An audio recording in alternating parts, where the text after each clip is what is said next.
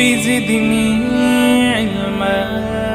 السلام علیکم ورحمۃ اللہ وبرکاتہ. الحمدللہ الذی ابدع الاخلاق والدین والصلاۃ والسلام علی من کان نبی وآدم بین الماء والطین وعلی آلہ واصحابہ اجمعین، خصوصاً علی سیدنا سید بدیع الدین مدار الدنیا والعقبیٰ مدار العالمین. ناظرین کرام، کچھ دنوں سے میرے عزیز دوست احباب مجھ سے یہ گزارش کر رہے تھے کہ زکوٰۃ کے متعلق بھی کوئی ویڈیو بنائی ہے.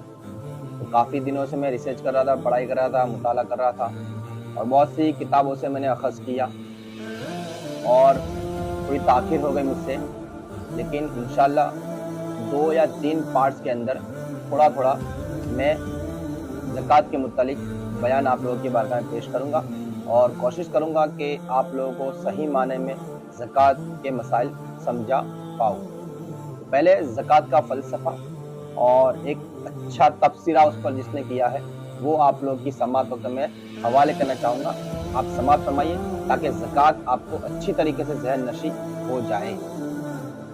انسان کا معاشی مسئلہ، زندگی کا گزارنے کا مسئلہ، اللہ تعالیٰ نے اپنی مخلوق کو نشو و نما کے لیے، بڑھنے کے لیے زمین اور آسمان سے اس کی ضروریات زندگی، خوراک، پوشاک، رہائش اور سماجی اور تمدنی کفالت کا ایسا معقول وافر انتظام کیا ہے کہ اپنی مخلوق کو کسی بات میں کسی کا محتاج نہ رکھا.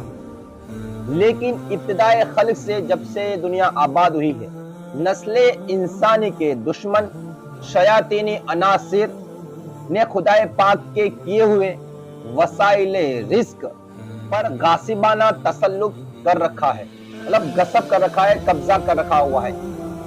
ایک محدود اور حقیر طبقہ روزی کے سر چشموں پر قابض ہے. وہ نہیں چاہتا کہ عام لوگوں کو بھی زندگی کی آسائشیں میسر ہو. اللہ تعالیٰ کے رزق سے وہ بھی متمتع ہو، فائدہ حاصل کرے، ایسا نہیں چاہتے بہت سارے امیر لوگ. وہ عزت وقار سے زندہ رہے، ایسا بھی وہ نہیں چاہتے کہ غریب لوگ عزت سے وقار سے زندہ رہے، ایسا بھی وہ لوگ نہیں چاہتے. یہی وہ مشکل گھاٹی ہے جس کا قرآن کریم میں ان الفاظوں سے ذکر آیا ہے: فَلَقْتَحَمَ الْعَقَبَةَ وَمَا أَدْرَاكَ مَا الْعَقَبَةُ فَكُّ رَقَبَةٍ أَوْ إِطْعَامٌ فِي يَوْمٍ ذِي مَسْغَبَةٍ يَتِيمًا ذَا مَقْرَبَةٍ أَوْ مِسْكِينًا ذَا مَتْرَبَةٍ ثُمَّ كَانَ مِنَ الَّذِينَ آمَنُوا وَتَوَاصَوْا بِالصَّبْرِ وَتَوَاصَوْا بِالْمَرْحَمَةِ أُولَٰئِكَ أَصْحَابُ الْمَيْمَنَةِ. اس کا ترجمہ ہے: پھر بے تعامل گھاٹی میں نہ کدا، اور تم نے کیا جانا وہ کیا گھاٹی ہے، کسی مملوک کی گردن چھڑانا، کسی غلام کو آزاد کرنا، یا بھوک کے دن کھانا کھلانا، بھوکے کو کھانا کھلانا، رشتہ دار یتیم کو یا خاک نشین مسکین کو. پھر ہو جائے ان لوگوں میں سے جو ایمان لائے اور انہیں آپس میں صبر کی وصیتیں کی اور آپس میں مہربانی کی وصیتیں کی، یہی دائیں طرف والے جنتی ہے. دیکھا، غربت، بھوک، تنگی، پسماندگی، بیماری اور لاچاری میں گرفتار انسانوں کی طرف توجہ کرنا اور ان کے مسائل اور مصائب کو حل کرنا کتنا مشکل لیکن ضروری فریضہ ہے. گویا دشوار گزار گھاٹی کو عبور کرنا ہے، پار کرنا ہے. جو غریبوں کی مدد کرتا ہے وہ دشوار گھاٹیاں پار کرتا ہے، رب فرماتا ہے. قیامت کے منکر، قیامت کا انکار کرنے والے: اَرَأَيْتَ الَّذِي يُكَذِّبُ بِالدِّينِ فَذَلِكَ الَّذِي يَدُعُّ الْيَتِيمَ وَلَا يَحُضُّ عَلَىٰ طَعَامِ الْمِسْكِينِ. تم نے اسے دیکھا جو دین کو جھٹلاتا ہے، پھر وہی ہے جو یتیم کو دھکے دیتا ہے اور مسکین کو کھانا دینے کی رغبت نہیں دیتا، مسکین کو کھانا نہیں کھلاتا.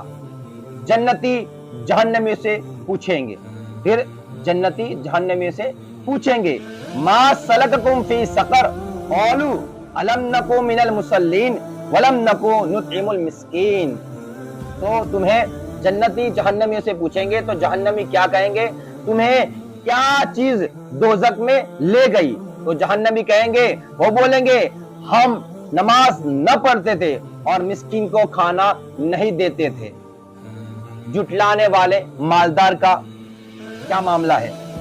قرآنی نظام ربوبیت چونکہ ہر ضرورت مند کی ضرورت کا کفیل ہے، لہٰذا جو امیر کبیر مالدار لوگ اس نظام کے قیام میں رکاوٹ ڈالیں وہ ایک طرف اللہ کے دشمن ہیں اور دوسری طرف عام انسانوں کے بدخواہ برا سوچنے والے۔ وہ چاہتے ہیں ہم بلا روک ٹوک اللہ کی نعمتوں پر سانپ بن کر کے بیٹھے رہے اور عوام دانے دانے کو ہمارے محتاج ہو جائے، ان کی عزت، آبرو، آزادی، یہاں تک کہ ان کی زندگی اور موت بھی ہمارے ہاتھوں میں گروی رہے۔ اس ظالمانہ سوچ اور ذہنیت رکھنے والوں کے بارے میں ارشاد خداوندی ہے، وَذَرْنِي وَالْمُكَذِّبِينَ أُولِي النِّعْمَةِ وَمَهِّلْهُمْ قَلِيلًا، مجھے اور جھٹلانے والے مالداروں کو چھوڑ دو اور ان کو تھوڑی مہلت دے دو۔ اور آگے رب ارشاد فرماتا ہے، اے ایمان والو، بے شک بہت پادری اور جوگی لوگوں کا مال ناحق کھاتے ہیں اور اللہ کی راہ سے روکتے ہیں اور وہ کے جوڑ کر رکھتے ہیں، سونا اور چاندی اور اسے اللہ کی راہ میں خرچ نہیں کرتے۔ انہیں خوشخبری سنا دو اور دردناک عذاب کی کہ جس دن وہ مال تپایا جائے گا جہنم کی آگ میں اور پھر اسے داغیں گے ان کی پیشانیاں اور کروٹیں اور پیٹھیں۔ یہ ہے وہ جسے تم نے اپنے لیے روکے رکھا، جوڑے رکھا، اور اب مزہ چکو اس جوڑنے کا۔ جو چیز تم نے جوڑ کر رکھی تھی اب اس کا قیامت کے دن تم مزہ چکو گے، اسے آگ میں تپایا جائے گا اور تمہاری پیشانیاں، تمہاری کروٹیں اور تمہاری پیٹھیں اللہ داغے گا اور اللہ کہے گا اب چکو مزہ اس کا جو تم نے سنبھال کر رکھا اور محفوظ رکھا، جوڑ کر رکھا، اللہ کی راہ میں خرچ نہ کیا۔ اور جو مال اللہ کی راہ میں خرچ نہ ہوگا اس مال سے تم کو داغا جائے گا، تمہاری پیشانیوں کو، تمہاری کروٹوں کو اور تمہاری پیٹھوں کو۔ اس لیے جو مال اللہ نے تم کو دیا ہے، تمہیں صاحب نصاب بنایا ہے، تمہیں صاحب استطاعت بنایا ہے، تو اسے اللہ کی راہ میں خرچ کرو تاکہ یہ مال تمہارے لیے نعمت بنے، تمہارے لیے ذلت اور رسوائی کا سامان نہ بنے۔ ناظرین کرام، تو آپ نے اس پارٹ 1 کے اندر آپ نے جانا قرآن اور حدیث میں زکوٰۃ کے متعلق کیا بیانات آئے ہیں، کیا ارشادات ربانی ہیں، وہ آپ نے جانا۔ انشاءاللہ اب پارٹ 2 کے اندر زکوٰۃ کے کیا معاملات ہے، کیا مسائل ہے، اس پر ہم جانیں گے۔ تو انشاءاللہ 1-2 روز کے اندر پارٹ 2 بھی آپ کی بارگاہ میں پیش کر دیا جائے گا، اس کا انتظار کیجیے اور اسے زیادہ سے زیادہ شیئر کیجیے۔ بہت بہت شکریہ، دعا میں یاد، اللہ حافظ۔ اسلام زندہ باد، نعرہ دمدار پائندہ باد۔